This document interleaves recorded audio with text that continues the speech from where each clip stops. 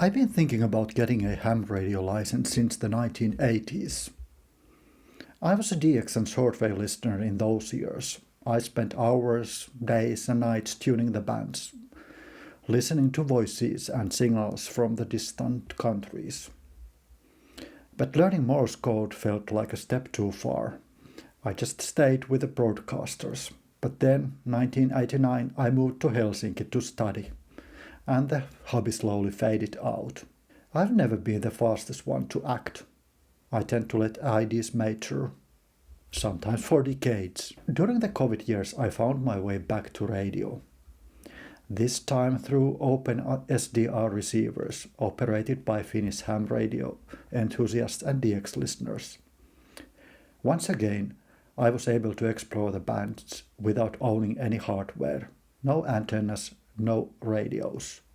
It felt familiar and very new at the same time. So eventually I decided to sign up for the ham radio exam. There were two parts. One was operating the radio, how to behave on the air, about the legal side, what you're allowed to do and what not. The other part was technical. Radio theory, electronics, things I hadn't seriously looked at in a very long time. The exam itself took about 10 to 15 minutes, and after that I spent maybe an hour chatting with the examiner.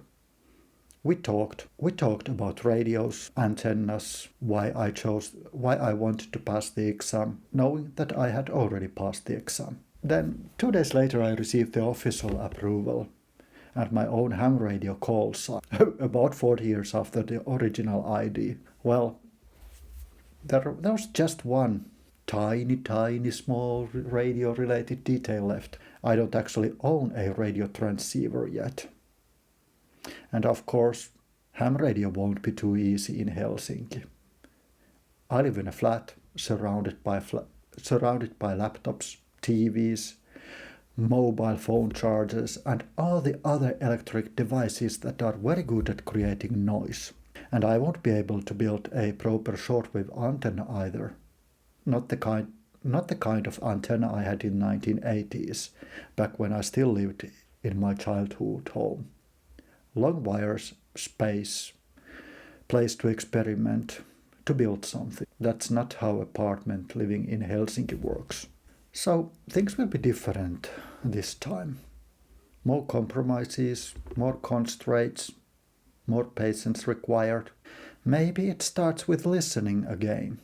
Maybe it's a small imperfect antenna on my balcony. Something that wouldn't have impressed my teenage self. And that's fine. I'm not trying to recreate the past. That version already happened. This is a different phase of the same curiosity. It's maybe less about collecting countries or pushing high power to the air. It's more about understanding the radio waves, the medium, the limits, and getting to know the people behind the signals. Ham radio has always been adapting, working with what you have, finding ways to make contact despite distance, noise and limitations. After a 40-year delay, I'm not in a hurry. I'll figure it out, one step at a time.